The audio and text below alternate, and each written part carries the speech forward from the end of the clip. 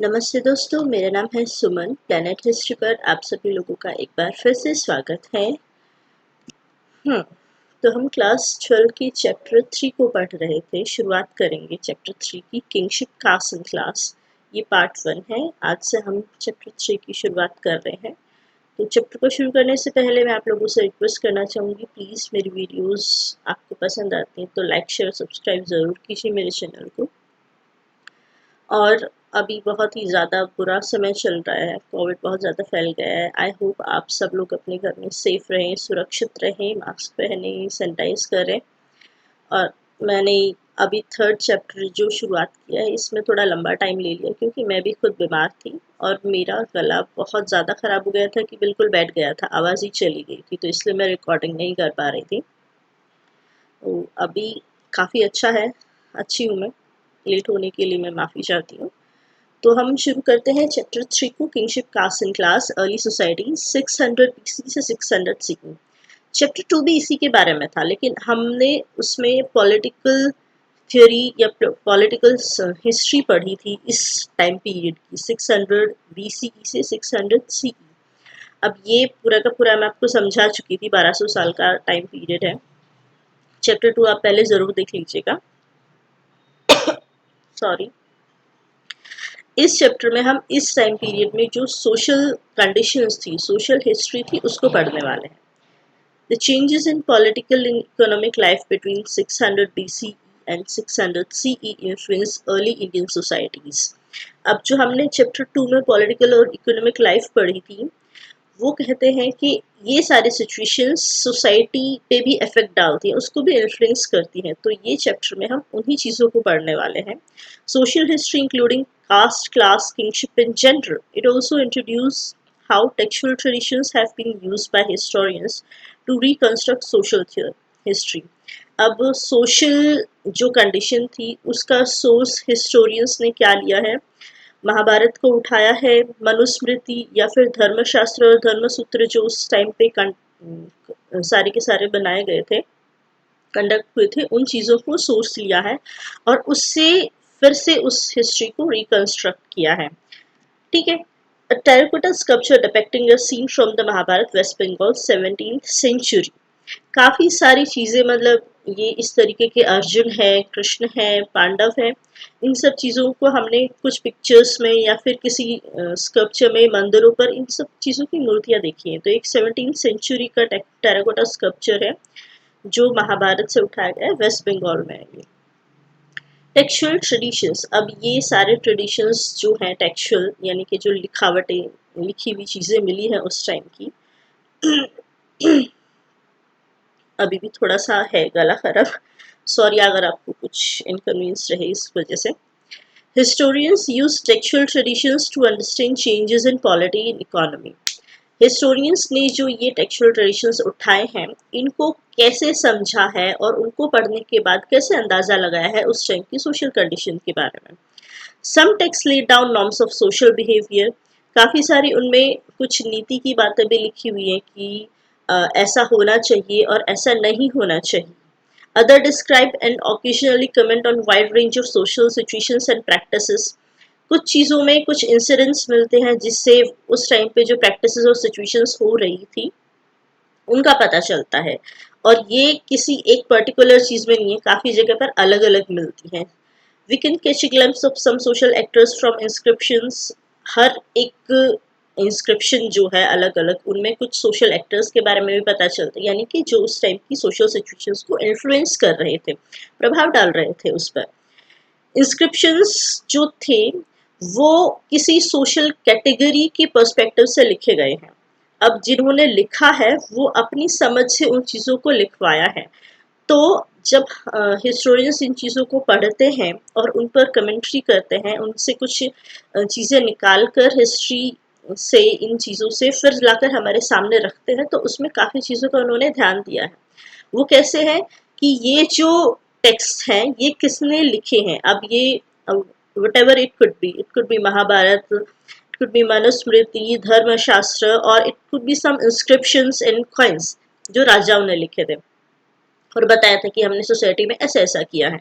तो किसने लिखा है, किसके लिए लिखा है, किस चीज को ध्यान में रखते हुए लिखा है, ये सारी चीजें भी पता चलती है कि अगर वो ब्राह्मणों ने लिखा है, किसी राजा ने लिखा है, या फिर कोई और दूसरा इंसान है सोसाइटी में उन्होंने लिखा है, तो उनकी अपनी समझ क्या है उस चीज के बारे में। तो उससे भी पता चलता है कि सोसाइटी में वो लोग उनका स्थान ऐसा था, वो लोग की सिचुएशन ऐसी थी, ऐसे सोचते थे, ऐसे बिहेव करते थे। We also need to consider the language of the historical text and ways in which it circulated. दूसरा, इन सब चीज़ों की लैंग्वेज क्या थी। मोस्टली ज़्यादातर जो उस टाइम के एपिक्स वगैरह जो भी चीज़ें थी वो तो सारी संस्कृत में थी, लेकिन इंस्क्रिप्शंस वगैरह जो हैं वो अलग अलग लैंग्वेज में भी हो सकती थी। और दूसरा, वो चीज़ें सिर्फ एक पर्टिकुलर जगह पर नहीं थी, ये पूरे ऑल ओवर इंडियन सब कॉन्टिनेंट में थी, अलग अलग जगह पर सर्कुलेट हो रही थी, और जिसमें थोड़ी थोड़ी अलग अलग वेरिएशंस भी थे। The central story of Mahabharata, अब जैसे कि महाभारत को ही उठाया जाए, इसमें मेन फोकस इस चैप्टर में महाभारत पर लिया गया है। Colossic Mahabharata depicts a wide range of social categories and situations. इसमें सोशल जो कंडीशंस बताई हैं उसमें बहुत सारी कैटेगरीज हैं। It was compose over period of about 1000 years, लगभग इसको कंपोज करने में लगभग 1000 साल लगे होंगे। ये हिस्टोरियंस कहते हैं कि 500 साल 500 BCE के बाद महाभारत लिखी गई थी, मतलब उसको रिटन फॉर्म दी गई थी 500 BCE के बाद से। Mahabharata like any other epic बाद 500 BCE के बाद रिटन फॉर्म दी गई है। दैट मीन्स उससे पहले वो ओरल फॉर्म में थी, सर्कुलेट हो रही थी सब जगह। ठीक है। Mahabharata like any other epic contains vivid descriptions of battles, forest, palaces and settlements. अब ये जो महाभारत है ये काफी सारी चीजों का डिस्क्रिप्शन है। जिन्होंने महाभारत पढ़ा होगा या फिर जिनको ये नहीं पता होगा कि राम महाभारत या रामायण में है, उनको थोड़ी दिक्कत आएगी। तो वैसे आई थिंक आप लोगों ने स्टार भारत पर या फिर आई थिंक कौन से चैनल पे आती थी महाभारत, इतना आपने अभी देखा होगा एकता कपूर की, तो थोड़ा अंदाजा तो आपको होगा महाभारत के बारे में कि कौन कौन कैरेक्टर्स महाभारत में थे और क्या क्या हुआ था। तो उसमें बैटल्स के बारे में है, फॉरेस्ट, पैलेसेस एंड सेटलमेंट्स जो आपने, लेकिन ये नाटक जो देखा होगा एकता कपूर का, उसमें सिर्फ एक पर्टिकुलर चीज ही दिखाई है कि भाई कौरव और पांडव लड़ रहे हैं। जो और भी डिटेल चीजें हैं सोसाइटी के बारे में, बहुत ज्यादा डिटेल्स या फिर कुछ ऐसी नीति वाली बातें जो चीज़ है वो बहुत ज़्यादा उसमें नहीं दिखूंगी, उसके लिए वही जान सकते हैं जिन्होंने सच में महाभारत पढ़ी होगी। ठीक है, बट इट्स ओके, हमारे लिए इतना भी बहुत है अगर आप नाम भी जानते हैं तो। The central story of Mahabharata is about two sets of warring cousins. दो कजिन हैं, मतलब दो कजिन यानी कि सेट है, एक 5 इधर है और 100 इधर है। इन दोनों के बीच में लड़ाई होती है, ये महाभारत की सेंट्रल स्टोरी है। और वो कौन थे? कौरव और पांडव। और किस चीज को लेकर लड़ाई थी? Feud over land and power. who belonged to a single ruling family of the Kurus। अब इनकी जो वंश था वो कौन सा था? कुरु वंश था। कुरु वंश की परंपरा के अनुसार एक पांडव जो था और धृतराष्ट्र था, पांडव राजा बना था, और ऐसे वहां से शुरू हुई थी कहानी। The lineage dominating one of the janapadas. अब ये जो कुरु था ये भी 16 जनपदों, जो जनपद थे हमने महाजनपद पढ़े थे उनमें से एक जनपद है कुरु। आगे मैप में हम देखेंगे थोड़ा सा कहाँ है। Conflict ended in battle. उसके बाद इन दोनों के बीच में खींचातानी चलती रही और अंत में फिर महाभारत का युद्ध हुआ जिसमें पांडवस विक्टोरियस हुए, जीते, और पैट्रिलिनियल सक्सेस उसके बाद से शुरू हो गई कि मतलब उसके बेटे उनका बेटा नेक्स्ट राजा बनता चला गया और इस तरीके से होता चला गया। तो वी.एस. सुक्तनकर जो एक संस्कृत स्कॉलर है इंडिया के, उन्होंने इस प्रोजेक्ट को उठाया महाभारत का एडिशन बनाने के लिए। कुछ स्कॉलर्स की टीम उन्होंने तैयार की और उसके बाद संस्कृत की मैन्युस्क्रिप्ट हैं उन सबको कलेक्ट किया और दूसरी लैंग्वेज में भी जो महाभारत की स्क्रिप्ट लिखी हुई है उनको भी कलेक्ट किया पूरी कंट्री से। अब ये जो ओरल ट्रेडिशन था इनको लोगों ने लिखा है कहीं ना कहीं, जिसको जो पता चला, जो उनकी लोकल चीज़ों में आसपास जो उन्होंने सुना है उसको लिखना शुरू किया। तो इसलिए ये नॉर्थ इंडिया से साउथ इंडिया ऐसा सब जगह अलग अलग लैंग्वेजेस में था। इवन ट्रांसलेटेड भी था क्योंकि पर्शियन लोगों ने और फारसी लोगों ने इनको ट्रांसलेट भी किया था।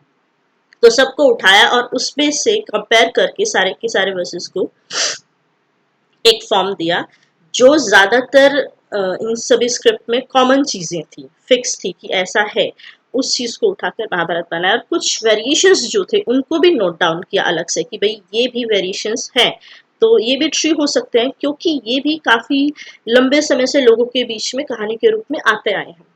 Finally, they selected the verses that appeared common to most versions, published these verses in several volumes, 30,000 pages. There were several common elements in Sanskrit version of the story. Enormous regional variations were also found. The variations of Mahabharata reflect the complex process that shaped social histories through dialogues between dominant traditions and resilient local ideas and practices characterized by moments of conflict as well as consensus. अब ये जो variations थी इन्होंने भी उस social history को shape दिया है। कहीं पर एक सोशल कंडीशन के बारे में कोई कुछ कमेंट कर रहा है तो कोई कुछ कमेंट कर रहा है, तो वो भी पता चलता है कि ये यहाँ पर ये चीज होती होगी इसलिए इन्होंने इस चीज को ऐसे लिखा है, या फिर ये इनकी अपनी समझ है इसलिए इन लोगों ने इनको ऐसे लिखा है। तो काफी सारी चीजें इन वेरिएशंस से भी मिलती हैं सोसाइटी के बारे में। जैसे कि ये है section of page from critical editions. The section printed in a large bold letters is part of main text. The smaller print lists variation different methods which were carefully catalogued. अब ये जो था संस्कृत में मागधानाम सुरुचिम चत का नाम समुद्रवना, ये जो है ये जो कॉमन था वो है, और फिर इसमें कुछ वेरिएशंस थे वो भी बाद में पॉइंट आउट किए गए हैं। तो ये आपको पढ़ने की तो जरूरत है नहीं, जिनको पढ़ना है बाद में पढ़ देना। Structure of family, kinfolk, norms of family and kinship. अब ये आई महाभारत की बात, उससे अब नेक्स्ट चैप्टर में क्या आता है, जो हिस्टोरियंस ने उनका कंक्लूजन निकाला है उन चीजों को पूरी महाभारत को देखने के बाद, या फिर सिर्फ महाभारत ही नहीं बाकी जो सोर्सेज है उनको भी देखने के बाद। स्ट्रक्चर ऑफ फैमिली कैसा हुआ करता था, आज जो हम बोलते हैं आज भी इंडिया में ये चीज प्रचलित है कि पूरी वंश परंपरा होती है या फिर कुल होता है। फैमिली मतलब हम सिंगल फैमिली नहीं होते हैं, अब तो थोड़ा बहुत होने लगा है वेस्ट को फॉलो करते करते। अदरवाइज जॉइंट फैमिलीज होती हैं, ये सदियों से या फिर बहुत पुराने समय से इंडिया में हमेशा या फिर एशियन कंट्रीज में हमेशा से चला आता आ रहा था। All the families are not identical, अब फिक्स तो है नहीं, काफी सारी फैमिलीज नंबर्स में और रिलेशनशिप्स में थोड़ा बहुत वेरी करती हैं, या फिर एक्टिविटीज जो वो शेयर करते हैं आपस में वो भी थोड़ी भी उसमें वेराइटीज थी। Very often people belonging to the same family share food and other resources, life, work and perform rituals. एक ही फैमिली से जो लोग बिलोंग करते हैं वो अपने रिसोर्सेज, फूड, लाइफ, वर्क और सारी चीज़ें शेयर करते थे, एक साथ बांटते थे, और रिचुअल्स वगैरह या फिर कुछ सेरेमनीज होती हैं वो भी सारे के सारे लोग एक साथ ही करते थे। Families are generally a larger part of network of people known as the relatives और किनफॉक।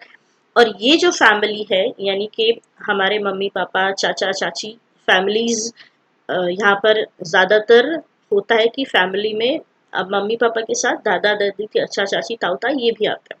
फिर रिलेटिव्स एक भी फैमिली का ही फैमिली उस चीज का ही पार्ट होती है किनफॉक का, जिसे हम आज रिश्तेदार कहते हैं, रिलेटिव्स कहते हैं। वो एक लार्जर पार्ट है नेटवर्क का कि भाई मामा, फूफा, जहाँ पर ये लोग भी आ जाते हैं, ये भी एक फैमिली का बड़ा पार्ट होता था। तो family ties are based on blood and regarded as natural, और ये के सारे जो एक ही ब्लड से हैं, मतलब फूफा, चाचा बोलते हैं, ये सारे के सारे कहीं ना कहीं एक दूसरे से ब्लड रिलेशंस में है, इसलिए ये सारे के सारे किनफॉक इनको बोलते थे, पार्ट होता था लार्जर फैमिली लाइक, और जो आज भी होता है। They are defined in many ways, such as in some societies, cousins are regarded as relatives, and in other societies they are not. कुछ वेरिएशंस जो थे वो ये थे कि किसी किसी सोसाइटी में जो कजिन्स होते हैं, कजिन ब्रदर होते हैं, सिस्टर होते हैं, उनको कहीं पर तो रिलेटिव्स मान लिया जाता है तो कहीं पर उनको फैमिली ही मान लिया जाता था। तो सोसाइटीज भी थोड़ा सा डिफर करती थी। In the case of early societies it is easy for the historians to retrieve information about the families of allied class. अब जो उच्च वर्ग था उनके बारे में तो काफ़ी सारे रिसोर्सेज मिल जाते हैं कि भाई वो कैसे रहते थे, क्या क्या चीज़ें करते थे, लेकिन जो ऑर्डिनरी पीपल है उनके बारे में बहुत ही कम इंफॉर्मेशन मिलती है, रिसोर्सेज कम है उनके बारे में जानने के लिए। Attitude towards family and kinship ये भी अलग अलग होते थे, जो बहुत ही महत्वपूर्ण बात है सोसाइटी को जानने के लिए। The ideal of patriliny, idea of kingship and succession. अब पेट्रोलिनी यानी कि पितृ सत्तात्मक जो सिस्टम था वो कैसा था? Under patriliny system sons have claims to their father's wealth when the later died। अब जो पिता है उसकी जितनी भी संपत्ति है वो पुत्र आपस में बराबर बांटते थे, हमेशा से ऐसा होता आया था। In case the king did not, और अगर कोई मतलब साहूकार है वो सब है तो वो तो वेल्थ बांटेंगे। बात अगर किंग की आती है तो उसकी संपत्ति क्या होता है कि उसका पूरा का पूरा राज्य। अब ज्यादातर ऐसा बोला जाता है कि जो राजा है वो उसकी संपत्ति, ये जो सिंहासन है वो नहीं है, लेकिन फिर भी अगला राजा कौन बनेगा? अगर उनमें से उनका कोई पुत्र योग्य है तो उसको राजा बना दिया जाता था। उनके अगर पुत्र नहीं है या फिर उनका पुत्र योग्य नहीं है तो राजा का जो भाई है वो क्लेम करेगा ट्रोन पर कि मैं राजा बनूंगा। और अगर ऐसा भी नहीं होता है तो कई बार होता था कि क्योंकि ये माना जाता था कि ये इनकी अपनी प्रॉपर्टी नहीं है, ये सत्ता राजा की, तो अगर वो योग्य नहीं है, उसके बेटे योग्य नहीं या फिर उनका वंश योग्य नहीं, तो दूसरा कोई राजा उन चीजों उनको वहां से हटाकर गद्दी पर बैठता था। या फिर कभी कभी युद्ध में भी ऐसा होता था कि युद्ध होते थे और एक राज्य अपना राजपाट खो देता था और दूसरा बैठता था। And it was very exceptional case that women exercise power. सिर्फ एक कुछ ही ऐसी केसेस है, अकेला प्रभावती गुप्त तो नहीं है, ये एग्जाम्पल सिर्फ एक ही एग्जाम्पल इसमें लिया गया है। अदरवाइज ऐसे भी होती थी बहुत ही एक्सेप्शनल केस जहाँ पर रानी जो है वो सत्ता संभालती थी। अगर उसके पास कोई पुत्र होता है या फिर कोई वंशज होता है जो उस समय बहुत ही छोटा होता था। तो terms for family and kin, Sanskrit texts are used. Sanskrit texts use the term kula to designate families in Jati for the larger network of kinfolk. The term vansha is used for lineage. अब ये जो कुल है ये local languages में जैसे हमारे यहाँ इसको अलग बोला जाता है, उस समय इसको कुल बोला जाता था। कुल मतलब जो पूरा का पूरा रिलेटिव्स वगैरह जिसमें आ जाते हैं ना, बहुत पूरा का पूरा, उसे कुल भी बोला जाता था, जिसे हम अपनी लोकल लैंग्वेज में हमारे यहाँ पर अलग अलग बोलते हैं आज भी लोकल लैंग्वेजेस में। और जाति और भी बड़ा आ जाता था कि ये उसमें और भी उस तरीके के ट्रेडिशन को या उस चीज को फॉलो करने वाले और भी रिलेटिव्स के अलावा और भी बहुत सारे लोग आ जाते हैं जिसे। और फिर एक नेक्स्ट टर्म आता है वंश, कि वंश मतलब ट्रेस करने के लिए कि इसके बहुत पूरे फोर फादर्स कौन थे, बहुत पुराने। जैसे कि मेरे पिताजी मुझे कभी कभी बताते हैं कि हम हमारे जो वंशज हैं हम पृथ्वीराज चौहान से बिलोंग करते हैं, वहां से हमारा वंश चलता आ रहा है, तो इसे वंश कहा जाता है। कोई कहीं से होता है, कोई कहीं से होता है, ऐसे। Patriliny means tracing descent from father to son, friendship and so on. Patriliny और मैट्रिलिनी मतलब अगर आपका जो वंश है उसको ट्रेस करते हैं आपके फादर्स और फोर फादर्स से करते हैं तो उसको पैट्रिलिनी बोला जाता है। और अगर मदर से करते हैं तो उसको मैट्रिलिनी बोला जाता है। जैसा कि बाबर के बारे में है, आप नेक्स्ट कभी चैप्टर्स में देखेंगे कि बाबर मैट्रिलिनी अगर ट्रेस करे तो कहीं पहुंचता है और पैट्रिलिनी से देखे तो कहीं पहुंचता है, दोनों अलग अलग। ठीक है। अब ये है मैप, ये है कुरु, ये है हस्तिनापुर, यहाँ पर इंद्रप्रस्थ, मतलब ये वाला कुरु का एरिया था। हस्तिनापुर इनकी राजधानी थी। और उसके बाद जब दोनों की आपस में लड़ाई होने के बाद कुछ समझौता नहीं हुआ तो हस्तिनापुर कुरु को दे दिया गया था, मतलब धृतराष्ट्र ने अपने पुत्र को दिया था। और इंद्रप्रस्थ 5 पांडवों को मिला था, लेकिन इनका जो पुत्र था धृतराष्ट्र का उसको ये बात सहन नहीं हुई कि इंद्रप्रस्थ उन्होंने अपनी मेहनत से बहुत ही वैभवशाली बना लिया है। और उनके बाद उसने छल से इंद्रप्रस्थ को भी, जुए में छल से, जहां पर द्रौपदी को भी पांडव हार गए थे उनके जुए में, तो उसके बाद इन्होंने इंद्रप्रस्थ अपने कब्जे में ले लिया। और उसके बाद ये वनवास गए थे, वापस आने के बाद फिर इनमें युद्ध हुआ था और हस्तिनापुर इंद्रप्रस्थ दोनों ही पांडवों के पास आ गए थे और कौरव हार गए थे, 100 के 100 पुत्र मर गए थे धृतराष्ट्र के। अब ये थोड़ा बहुत आपको पता होगा, जो आंख पर पट्टी बांधती थी धृतराष्ट्र की पत्नी, और धृतराष्ट्र क्योंकि अंधे थे उनके पुत्र थे 100, और पांडव 5 थे, या फिर 6 भी बोल सकते हैं क्योंकि कर्ण भी उन्हीं का पुत्र था। ठीक है, तो ये है एरिया शूरसेन, मत्स्य, गंगा, यमुना, मथुरा। इधर है ये मथुरा, जहां पर कृष्ण से ये चीज बिलोंग करती है। आप लोगों ने अगर कृष्ण भी देखा होगा तो। मल्ल, शाक्य, कौशल, वत्स, कुशीनगर, अयोध्या, लुम्बिनी, ये यहाँ पर यूपी का एरिया आ जाता है। पाटलिपुत्र, वैशाली इधर बिहार। तो इंद्रप्रस्थ आज जो दिल्ली को कहा जाता है, ये इंद्रप्रस्थ है। इस दिल्ली को पहले इंद्रप्रस्थ कहा जाता था। ठीक है। Producing fine sense. Here is an excerpt of a mantra from Rig Veda, which was probably inserted in the text 1000 BCE to be chanted by the priests while conducting the marriage ritual. It is used by many Hindu weddings even today. Rigveda से एक मंत्र उठाया गया है जो लगभग 1000 BCE में उसमें एडिट किया होगा, जिसे पंडित शादी के टाइम पे बोलते हैं। आज भी हिंदू वेडिंग्स में बोला जाता है। बोलते हैं उस मंत्र का मतलब जो है, I free her from here but not from there. ये पिता की तरफ से बोला जाता है कि मैं उसे यहाँ से तो मुक्त करता हूँ लेकिन वहां से नहीं। यहाँ मतलब यानी कि अपने खुद से, फादर से। और देयर मतलब हस्बैंड, कि अब मैं यहाँ से उसे वहां बांध देता हूँ। I have bound her firmly there, so that through the grace of Indra, Indra की कृपा से उसे बहुत ही अच्छे और योग्य पुत्र हों, और अपने पति का प्रेम भी उससे अच्छे से मिले, यानी कि उसकी शादीशुदा जिंदगी भी अच्छी हो, ऐसा मंत्र बोला जाता है। Indra was one of the principal deities, a god of valor, warfare, and rain. Here and there refer to the father's and husband's house respectively. Why can for quarrelled. अब ये कहानी है थोड़ी सी, कि ये जो कौरव और पांडव थे इनमें लड़ाई हुई थी। आदि पर्व जो महाभारत का शुरू का पार्ट है, जो पार्ट्स हैं, चैप्टर्स है, उनको अलग अलग पर्व में डिवाइड किया गया, उनके नाम है ऐसे। एक जो चैप्टर है आदि पर्व, उसमें है first section of the Sanskrit Mahabharata, describing why conflicts rose amongst the Kauravas and Pandavas. The Kauravas were the son of Dhritarashtra, Dhritarashtra के पुत्र थे, and Pandavas were their cousins. Pandu के पुत्र थे, इसलिए उनको पांडव कहा जाता था। Since Dhritarashtra was blind, his younger brother Pandu ascended the throne of Hastinapur. अब ये दो भाई थे, धृतराष्ट्र और पांडु। धृतराष्ट्र बलशाली तो थे लेकिन वो अंधे थे, जन्मांध थे, जन्म से ही अंधे थे, इसलिए पांडु को छोटा होने के बावजूद भी, पांडु छोटे थे, उनको राजगद्दी पर बैठा दिया गया। अदरवाइज होता यह है कि बड़ा जो होता है वो राजगद्दी पर बैठता है। तो ये धृतराष्ट्र को पसंद नहीं आया था, लेकिन वो कुछ कह नहीं सकता था।